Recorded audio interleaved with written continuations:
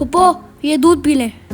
बेटा मैंने अभी खाना खाया है, बिल्कुल पेट में जगह नहीं है, मैं नहीं पी पाऊंगी। फुप्पो अगर आपने ये दूध पी लिया तो मैं आपको 500 रुपए दूंगा। अच्छा 500 दोगे? लाओ।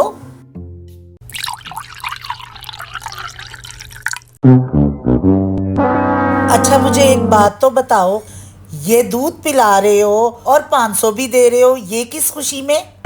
वो आजकल मेरा सितारा बहुत ज्यादा गर्दिश में चल रहा है। Oh no! अच्छा।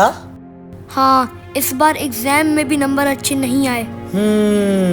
हाँ और आपको पता है इस बार मेरी स्कूटी का भी 2 बार एक्सीडेंट हो चुका है।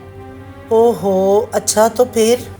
मामा एक बुजुर्ग के पास गई थी और उन्होंने कहा कि एक जानवर को दूध पिलाना पड़ेगा जिससे तुम्हारे बेटे का सितारा बिल्कुल ठीक हो जाएगा। फुप्पो इसीलिए तो मैं दूध लेके आया था। क्या? तुझे नहीं मैंने छोड़ना, ठहर जा।